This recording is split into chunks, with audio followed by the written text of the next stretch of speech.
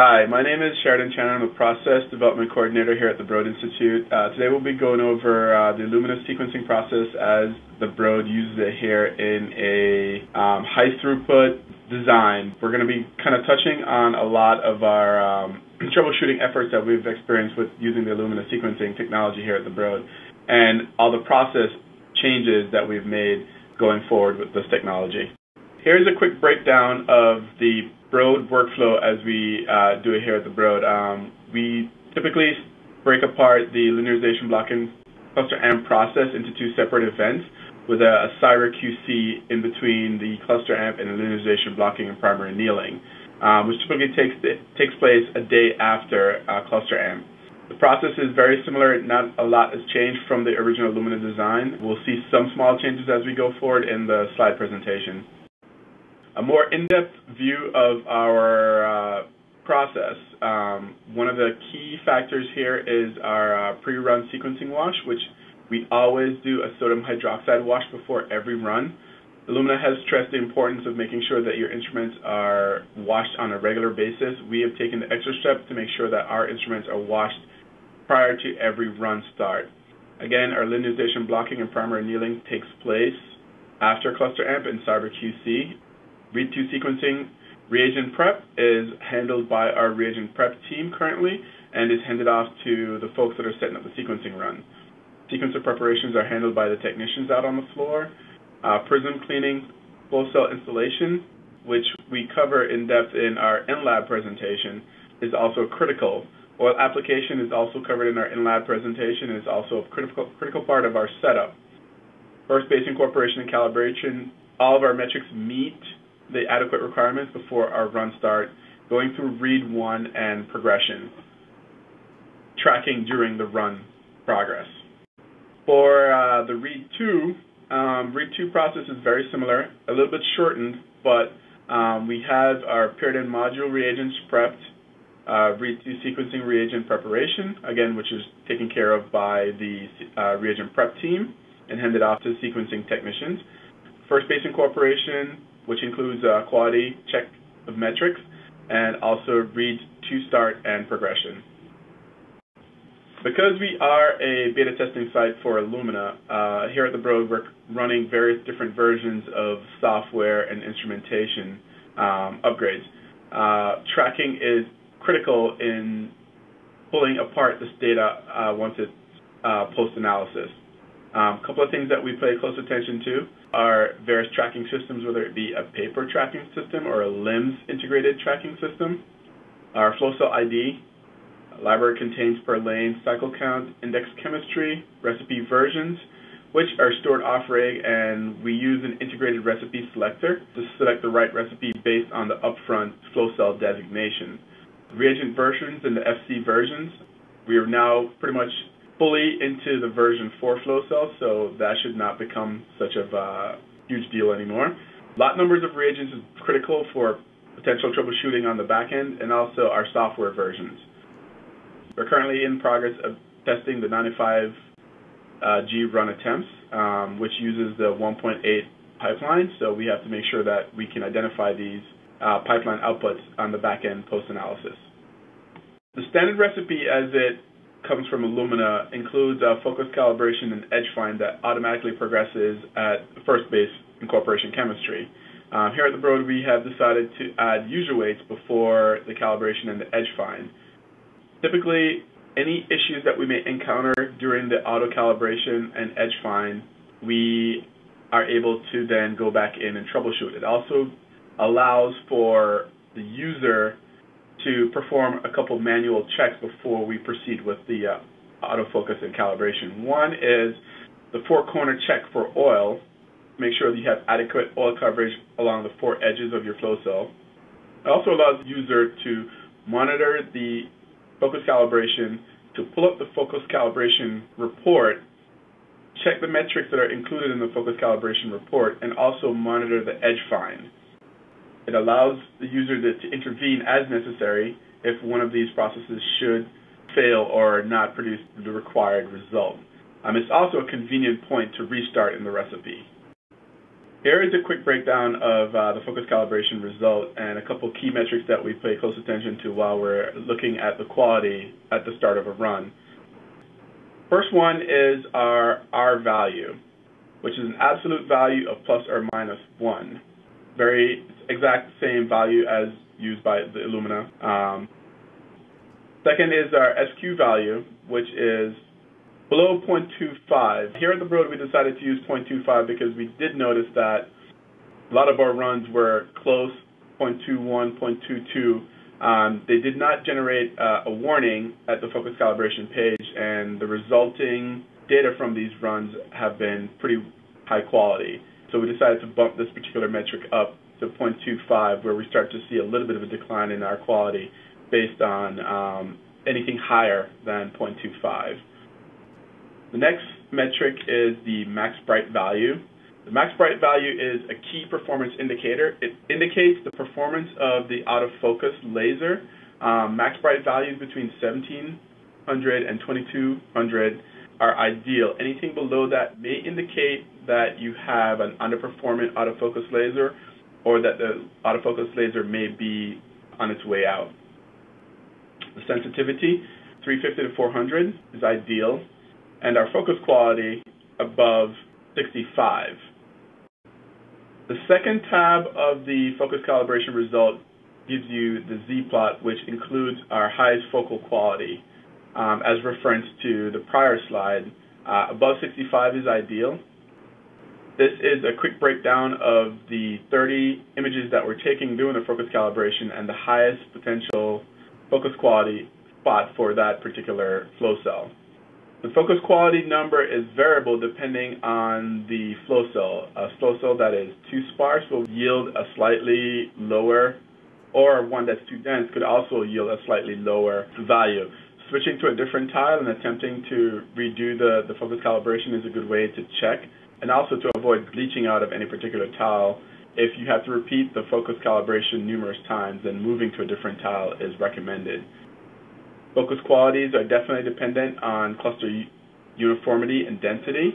And typically, we use lane 4, column 1, tile 30 as our calibration tile, mostly because of generally we're in the center of the flow cell, and we're typically in the mid-range between the lowest point of the flow cell and the highest point of the flow cell. The system can definitely compensate for any differences in height of the flow cell as it progresses up and down the flow cell. If we start at the lowest point, then we may have issues at the highest point of the flow cell, especially if the flow cell has a bowed shape to it. So typically we start at the midpoint between the highest point and the lowest point, which is typically lane 4, column 1, tile 30. After our check of calibration metrics, we proceed through the first base imaging and analysis. A typical first base report shows average metrics for each of the lanes based on the images of a subset of tiles that were taken. One thing to keep in mind is that the first base report uses a slightly different focus value than the actual sequencing images, so the data here has to be taken in and of itself. You have to develop your own scale to judge this data based on what your needs are. Values that you see here will be similar, but not the same as the end analysis of the data. Typically what we look for on a first cycle report, number of clusters, intensities, all base intensities, and our focus metrics for each of the bases.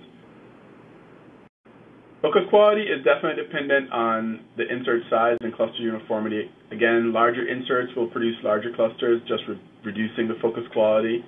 Smaller inserts will be the exact opposite. One of the things that we definitely pay close attention to here is the focus metric of each of the individual bases, and what we're looking for is we're looking for a pretty tight grouping of numbers and a really low standard deviation across lanes. Now, this is key if you're running the same library type across the entire flow cell. However, if you have a flow cell containing mixed libraries, then you may see a different result. Knowing what's expected for those particular library types will enable you to better judge a first base report. As a starting metric, our average clusters per tile, or number of clusters per tile from the first base report, is also key in deciding whether or not a flow cell should proceed. Typically, based on our Cyber QC, before our flow cells actually get to sequencing, we will know a rough estimate of the number of clusters available on that particular flow cell. However, that Cyber QC is not as accurate, especially when it gets to the upper limits of the density on these flow cells. So our first idea of actually the number of clusters on this particular flow cell is from the first base report. Again, this number will be different from the number that you see post-analysis. A couple of specs that we kind of keep an eye on for our SES 2.5 pipeline 1.5, our target cluster densities are 160,000 to 220,000 clusters per tile. For the 2.6, SES 2.6 and pipeline 1.6, our target cluster densities are 265 to 320,000 clusters per tile. Once we start exceeding those densities for each of the individual pipelines, we start to see some effects on the data, such as lower percent passing filter and reduced yields, higher error rates, phasing and pre-phasing values. Part of the first base report, we use the average T intensity as a quality score metric to decide whether or not we should proceed with the run. The T intensity is the brightest intensity of the four bases, so it gives us a pretty good idea of the overall performance of the libraries in the flow cell. Again, T intensity is definitely library dependent. High GC monotemplate libraries containing synthetic fillers will have an effect on the T intensities. So keeping that in mind as well as you look at the T intensity metric is key in deciding how to move forward. If you know, for example, that you're going to be running a monotemplate that has the first three bases are all A's, then you may want to look at the A intensity instead of the T intensity as your starting metric, since those will be the highest value. Again, what we're looking for is pretty even distribution of intensities and also a low standard deviation. We have a couple specs with which we go by in terms of determining when to start a run. For our 36 cycles, it's the Broad spec is starting intensities of 400. That's the minimum starting intensity. For 76 cycles, it's 600. 101 cycles, it's 1,000, and 126, it's 1,000 as well. However, the Illumina specs that I have here on this slide has to be interpreted. You have to talk to your local FAS and determine, based on what your needs are and what libraries you're going to be running, what those minimum specs are and what you're willing to go forward with. For the Read 2, we definitely use the first cycle report, again, first base report. What we look for at the Read 2 resynthesis is the percent intensity regenerated from Read 1. There's a calculation that we use, Read 1 intensity divided by the Read 2 intensity times 100 to determine the intensity regenerated. We typically go by a guideline of greater than 50% regenerated for our Read 2 to determine whether or not a Read 2 should proceed. One thing to keep in mind is if you do have a percent regeneration that is lower than 50%, you have to consider the starting intensities of the Read 1. For example, if we have a Read 1 that starts with an average of 2,500 T intensity and a Read 2 that comes in at about 800 or 900 intensity for a 76 cycle run, the percent regenerated will be about 30-35%. However, based on the minimum threshold for starting intensity, the Read 2 starting at 800 would still pass if you were to treat each of these as an individual run. So keeping that in mind will determine whether or not to proceed with a Read 2. One of the things we also look at for the Read 2 first base incorporation report is the number of clusters. And we want to, ideally, we would like to see those number of clusters remain the same. There have been times when we've seen improvements in the number of clusters regenerated, or we've seen a loss of clusters. There is some loss of cluster expected as the potential for DNA damage over the course of the run is there. Now we're going to get into some of the fail modes that we have been experiencing here at the Broad and how we've been able to troubleshoot, working closely with Illumina to elucidate the problems that we're seeing and coming up with solutions. Fail tracking here at the Broad is key in our troubleshooting effort. We have an entire team dedicated to troubleshooting our runs, whether they're failed on sequencer or failed post-analysis. We've developed a pretty integrated tracking system, both a paper tracking system, which you see an example here of, and an electronic tracking system called our JIRA log system. There are folks who spend the majority of their days going over these reports and making sure that potential issues are not overlooked. The reports actually help us in identifying trends and also binning issues, whether it's to a specific sequencer or cluster station, or to an overall larger issue that we may be seeing out in the lab. Here's a quick breakdown of the most common fail modes that we've experienced here at the Broad for the last 6 months of 2009. Our largest fail mode is low intensity at first base, whether it be from a read 1 or a read 2. Our next biggest fail mode is oil, potential manifold leak issues. And also the third category is our hardware malfunction. The graph on the right is a breakdown of the hardware malfunctions and the most frequent ones that we've seen, with a laser optic and Peltier being the two highest fail modes, and filter wheel bringing up the third. This slide shows a quick comparison of the fail modes. Again, the graph on the left shows 6 months of 2009. And the graph on the right shows the last 3 months of 2009 and January 2010. And you can see that there's a significant decrease in the number of fail modes that we've seen based on a 6-month to a 3-month average.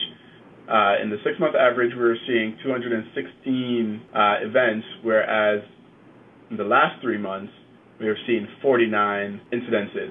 And this is mostly due to our troubleshooting efforts in terms of identifying issues before they become detrimental, and also post-analysis being able to troubleshoot issues concerning particular sequencers or cluster stations.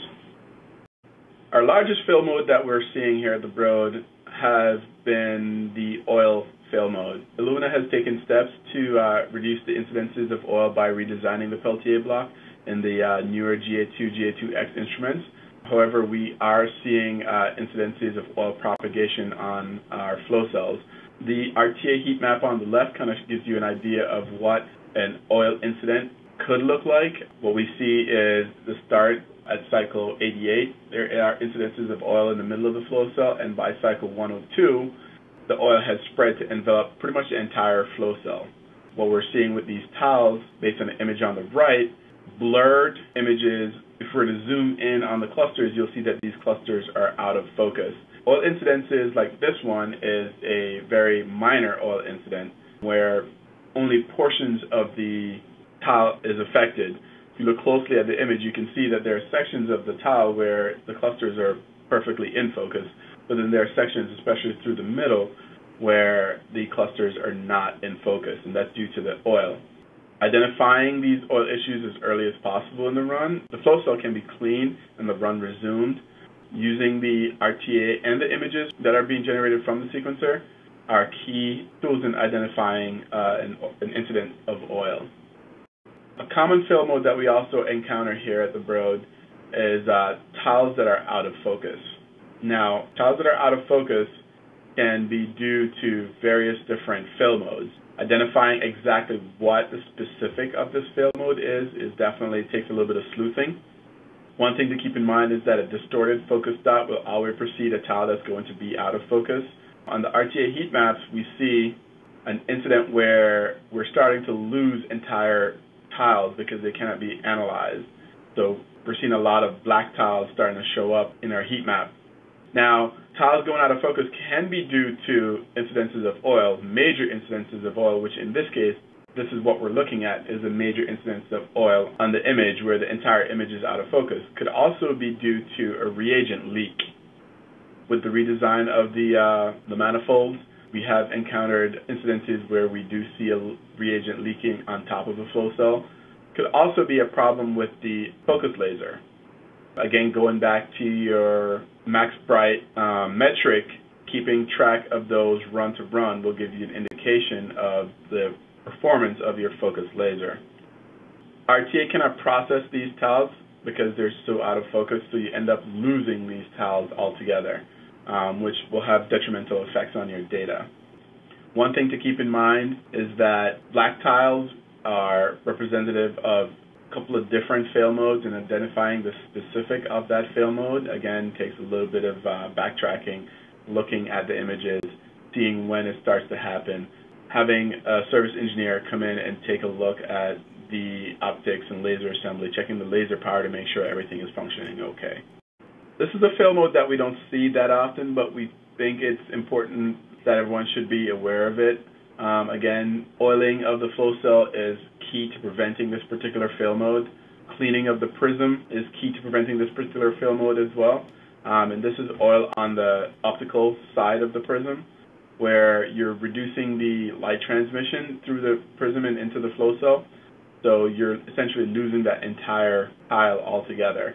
In this particular case, there is some light transmission. For some of these, there is absolutely nothing. The entire image is absolutely black.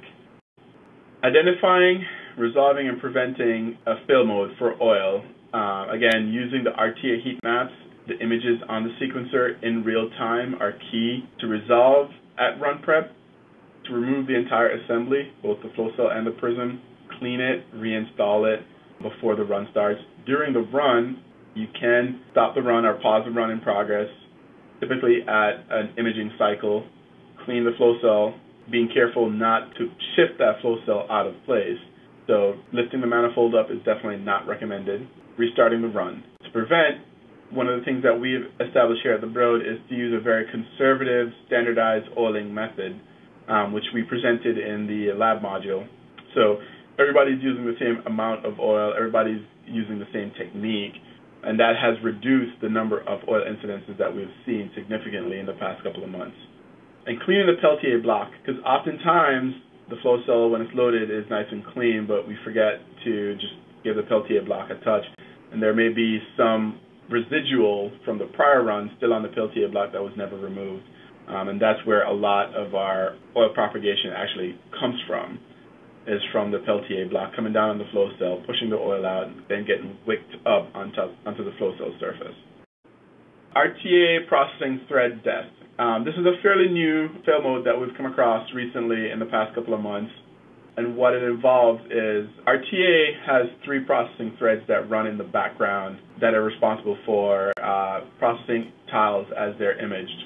However, we have seen premature processing thread death that results in a checkerboard pattern on the RTA heat map images. Depending on the number of threads that die, what you can see is either only one tile getting processed, or every third tile getting processed, or every second tile getting processed, or 2 tiles getting processed, and then the third is blank. The key to identifying this particular fail mode is through the RTA heat maps, as well as keeping tabs on the available memory on the D drive of the instrument PCs. If we're starting to see a significant buildup in the usage of the memory on the D drive of the instrument PCs, then we may have an issue with processing thread death or something else that's resulting in a lot of the files still being stored on rig. So again, to identify this fail mode is through the RTA charts and the tile status that RTA produces. Resolving this issue, if the processing thread death is identified during read 1, stopping and restarting RTA usually allows you to recover the processing threads that have died. It will take a while for RTA to catch up, but typically we've had very good success with restarting these runs.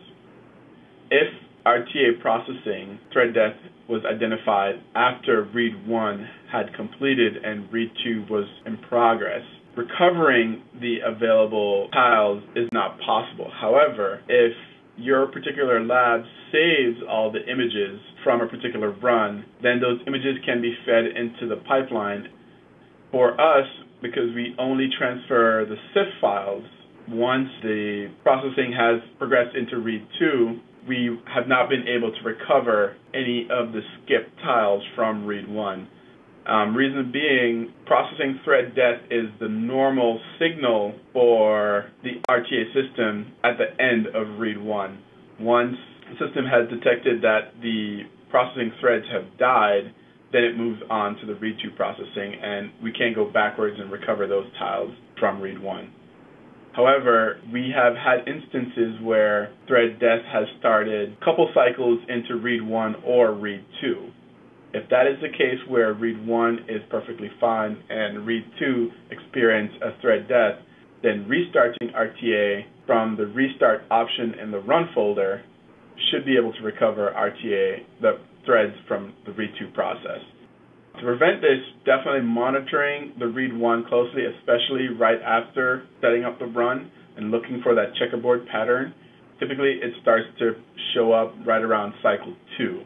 So first couple of cycles is definitely key to identifying this particular issue and making sure that it's caught and we can recover from it. A fail mode that we encounter typically coming off the cluster stations is poor linearization. What that is characterized by is very uneven clusters, kind of very donut-shaped or plate-shaped clusters. The image kind of gives you an idea of what poor linearization looks like. Basically, it's a result of low flow or no flow of the linearization mix on a cluster station or paired-end module for a read 2. What we think is happening here, the upper images show what a good linearization should look like. Your clusters are in bridge form, linearized properly, blocked, an efficient primer incorporation, and your nucleotides are incorporated for your first cycle. For linearization, not all your bridges get linearized. The bridges on the outer of the clusters do stand up, but the ones in the center do not. Primer gets incorporated onto the strands that are linearized and only incorporated first base for the ones that are linearized.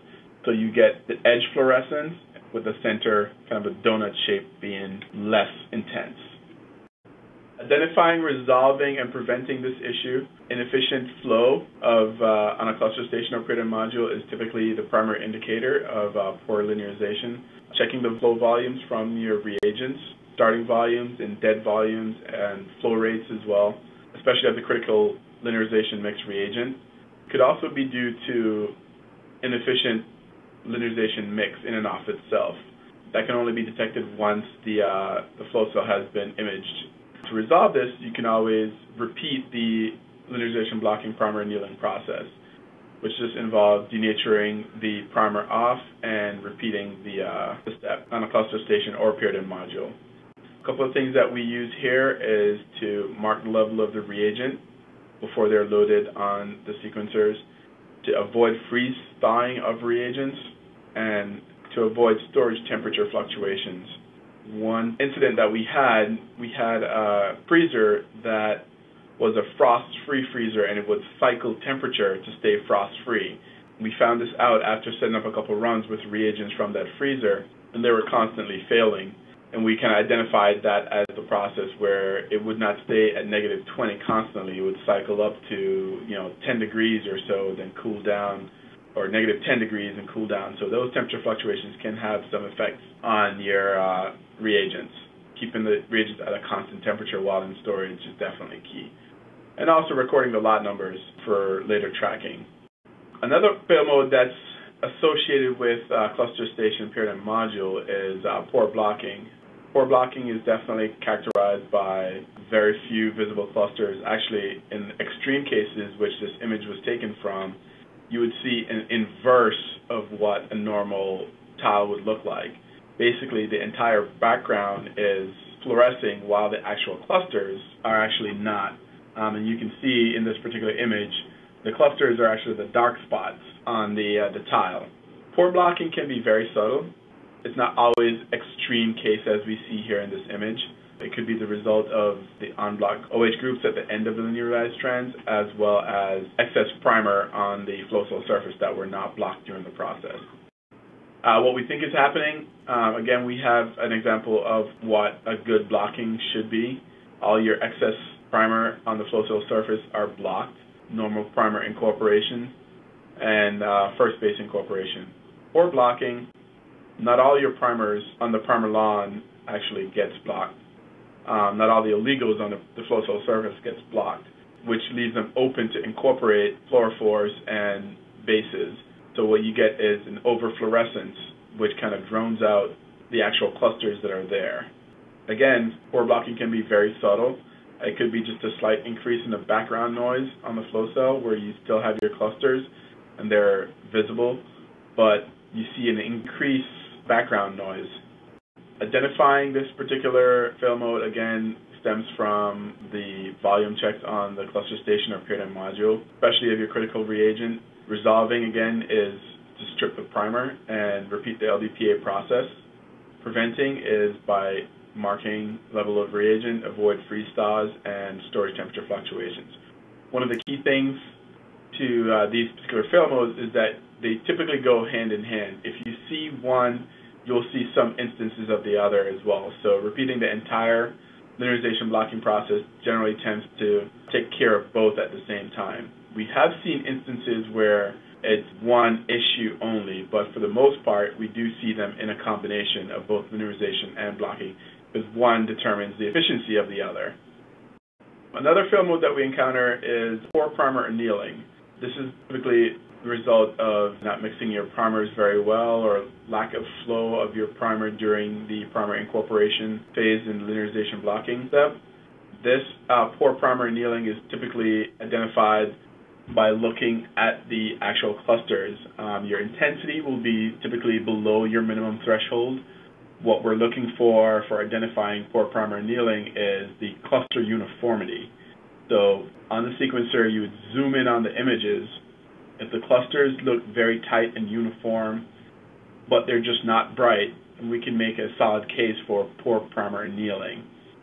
If that is the case, then we can perform a rescue rehyb to incorporate more primer into these particular clusters. A rescue rehyb is performing the primer annealing step of the LDPA process, which involves denaturing the primer by flowing sodium hydroxide, washing with wash buffer, and repeating the primer annealing step. Enables us to save both read 1 and read 2. Our overall success rate with rescue rehybs is about 50%. For the ones where we have identified purely as a primer annealing fail mode, it's almost 100%. Again, these can be performed without removing the flow cell from the sequencer using the Pareto module. I believe Illumina is definitely working on a Rehyb rescue kit for the CBOT, which is the new cluster station process. Here's a quick breakdown of a first base report of a flow cell that was rehybed. In this, we see the top is a breakdown of the number of clusters and the intensity. Our T intensity, which is our starting intensity, you can see that there are quite a number of lanes that are below our minimum threshold for starting T intensities. After the rescue rehyb was performed, we saw a definitely huge increase in our T intensities. For example, taking a look at lane 1, our starting T intensity was 93. After the rescue attempt, it shot up to 974. We also saw an increase in the number of clusters before and after the rescue attempt. Our average T intensity for the before was 311, and our average T intensity after was 1149. So the rescue attempt was very successful in this particular case. Here are just the corresponding images from that rescue attempt. The image on the left is the before, where our average T intensity was 311. The image on the right is after the rescue attempt, where our average T intensity went up to 1149. Identifying this particular fail mode is typically at the first base result, using the first base intensity as our quality metric. To resolve is to perform a rescue hyb, and prevent is to monitor reagent consumption and flow, and to mix the primers thoroughly after thawing. Another fail mode that we see here at the Broad is the uneven primer lawn, and this is a result of the flow cell manufacturing process, where we do see instances where tiles on a flow cell are affected, where clusters are present but the density of the clusters is not typical of the rest of the tile. You can see that there are significant decreases in each of these images of clusters in the areas that are affected. Typically for a flow cell that experiences uneven primer-lawn incorporation, depending on the severity of the dark spots, we would run this flow cell. We do see some decreases in passing filter bases and an increase in error rates as a result of these, but typically, for the most part, only 1 or 2 lanes out of 8 lanes on a flow cell would be affected by something like this. Tracking of uneven primer-lawns wherever we encounter it is definitely key. The one thing that we did notice is we did come across an instance where it was not a result of the actual flow cells, because we did see a repeat of the dark spots in the same tiles, same cycles on sequential sequencing runs. So we looked into that and realized that there was a problem with our laser and optic assembly, and that was rectified by changing Prism. So it is not always typical that the flow cell is the culprit. Sometimes kind of delving into it and looking into instances where you see a repeat of dark spots on a flow cell that are in the same place from run to run could indicate a potential problem elsewhere. We thought we should include this particular fail mode because, it's something that happens. It's switch reagents. Basically, in this particular fail mode, the scan mix was switched with the incorporation mix. While the images were taken, we had incorporation mix in the flow cell. The image really doesn't do it justice on the sequencer. This image was basically just like a flashlight. You can see along the edge how bright it is. Imagine if the entire image looked like that. Again, it's just a matter of all the unattached nucleotides or the fluorophores are in the system and are being imaged, are being excited by the laser, so you get an overwhelming amount of intensity being displayed on this particular instance. Labeling the bottles and color matching the labels, which is a standard part of Illumina's reagent kit manufacturing. Just paying attention to where you're loading these reagents to definitely helps in avoiding this particular fail mode. This particular fail mode is one that we encounter not as often as we used to, but we do see it every once in a while, and that is of a malfunctioning mode scrambler. The image kind of shows you a very mottled surface, kind of peaks and valleys, very uneven illumination of this particular tile. Typically, with a malfunctioning mode scrambler, you will see this particular image across all 4 bases. Service intervention is required to fix the mode scrambler needs to be replaced. Depending on where the mode scrambler fails in the sequencing run, the run can continue to completion. However, you can expect low PF, higher error rates, and higher phasing and pre-phasing values. Replacing the mode scrambler is the only way to prevent this particular fail mode. Footprints are a fail mode that we encounter often enough that we decided to include them in this presentation. These can be easily adjusted, and basically it's just a misalignment of the beam shaper. It's the laser aperture where the laser light comes out. A corrective measure will be demonstrated in the lab, typically for severe footprints in instances where we may have footprint walking, where the footprint increases in size as the flow cell is imaged. Service intervention is definitely recommended to resolve the footprint issue. One of the key things is that a footprint can be on any side of the particular tile, whereas in an oil edge, not to be confused with an oil edge, you will only typically find at lane 1 or lane 8, where you're at the extreme edges of the flow cell. This particular fail mode is one that we've seen. It's a torn or delaminating substrate. Substrate is basically peeling from the surface of the flow cell. Sometimes occurs after multiple attempts to re-LBPA or rescue Rehyb a flow cell.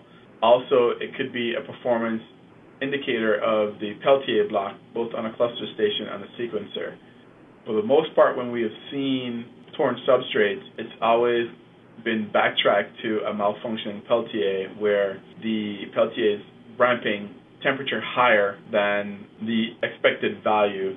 So basically, you're cooking the substrate off of the flow cell, introducing weak spots into the substrate, which allows it, based on the flow of reagents, to peel.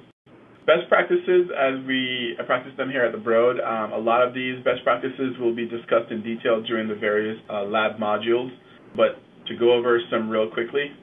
Best practices for reagent handling, using the 175 ml Falcon bottles for the larger reagent chillers that are available on the GA2Xs, and the 150 ml Corning bottles will eliminate top-offs for runs exceeding 100 bases.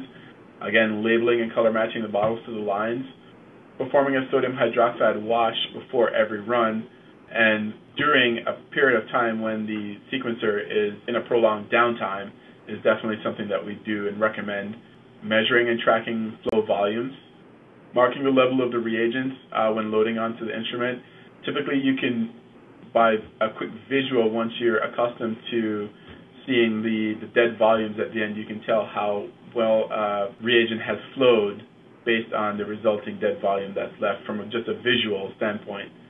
Filtering of the incorporation mix helps to reduce superclusters, which are the ultra-bright small dots that we sometimes encounter in the flow cells.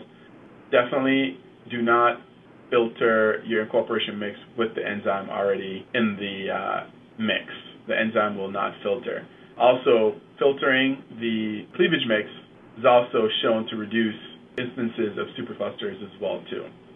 Controlling of the reagent temperature in the thawing environment, again, separating out your cleavage components from your other components, making sure that the reagents remain at temperature. Again, the chillers are not designed to bring a reagent to temperature, they're designed to maintain temperature, so keeping that in mind, making sure that when the reagents are loaded, they are at the correct temperature is key to the performance, especially in the later cycles of the run. For our stage flow cell Prism assembly, cleaning the stage with methanol before every flow cell is loaded. Using water on the manifold gaskets to avoid alcohol degradation of the rubber gaskets is definitely something that we practice. Cleaning of the Peltier. Cleaning the flow cell with water, then methanol. Avoid the ports to prevent any kind of a methanol getting in for potential DNA degradation. Checking for a proper seal between the flow cells by flowing a buffer. Oiling the flow cell in a very standardized format, making sure that oil is covered entirely under the flow cells, so doing a four corners check. Putting a 10 mil tip on top of a 200 tip to help guide the oil under the flow cell. These are unfiltered 10 mil tips. One thing to keep in mind is that the 10 mil tip is small enough that it could possibly get wedged in between the flow cell and the prism, so that's something to keep in mind. Dragging a clean tip along the non-oiled edge to help seal the oil underneath the flow cell is also something that helps by capillary action to pull the oil fully and seal the edges to make sure that you have all edges well covered with oil. Run monitoring has become pretty much key to identifying a lot of the issues, especially with the RTA processing and the heat maps and the reports that RTA produces. We spend a fair amount of our time, our technicians, looking at runs that are in progress, identifying any machines that may be having issues, looking for any kind of intensity fallout, looking for instances of oil or loss of focus, looking for reagent leaks or any overall sudden changes to the flow cell as it progresses. Looking at the images, ensuring that they're in focus, looking out for superclusters, using the intensity by cycle charts that RTA produces to map the degradation of intensity over the course of a run and making sure that progresses at a steady rate. All are key to making sure that we produce the best data possible. And using RTA has become the biggest tool, all thanks to Illumina. Key points to remember: careful run monitoring and tracking are keys to a successful run. Recognizing the fail modes and the phenotypes associated with these fail modes are key to allowing you to rescue or save a run before it becomes detrimental. The technology definitely requires a fair amount of user activity throughout the process, and each user or group must determine an appropriate set of rules or expectations concerning their particular data set that they're producing, whether it concerns quality control, metrics, fail points, basically based on the type of data that they want to produce. Establishing these points is definitely key to deciding when a run should be canceled or when a run should proceed. Will save you a lot on user time, sequencer time, reagents, so forth and so on. At the end of this presentation, we're just going to go over some unique phenotypes that we've come across, courtesy of various different sources that we thought were interesting just to look at. These are one-off images that are not repeatable, that we haven't seen again. So we thought we'll bring those up just in case you ever do come across this. They may lend some insight as to what you're looking at. Our first image on the left is from a frosted objective. So you see some crystallization inside the objective there. The image on the right shows what a cooked substrate looked like before it peels. So this is from a malfunctioning Peltier that basically cooked the substrate. If this were then subjected to progressing runs, then the substrate will probably start to peel because you're introducing weak points in the flow cell. Here is another example of uneven primer incorporation or primer lawn incorporation. This one is kind of unique. Some people call it the crop circle. Most people think it's Super Mario.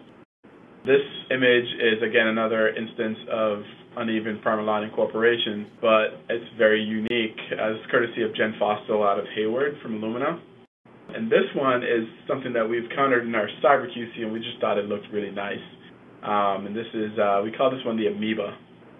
What we'll see in the hands-on lab section is loading of the GA, Broad best practices for cleaning a flow cell and Prism, loading and oiling said flow cell, and quality checks during the flow cell loading. For the GA maintenance and troubleshooting lab section, what we'll see, we'll go over some washes, flow rates, footprint adjustment, max bright adjustment, and autofocus laser. And we'll explore some of our best practices in more detail.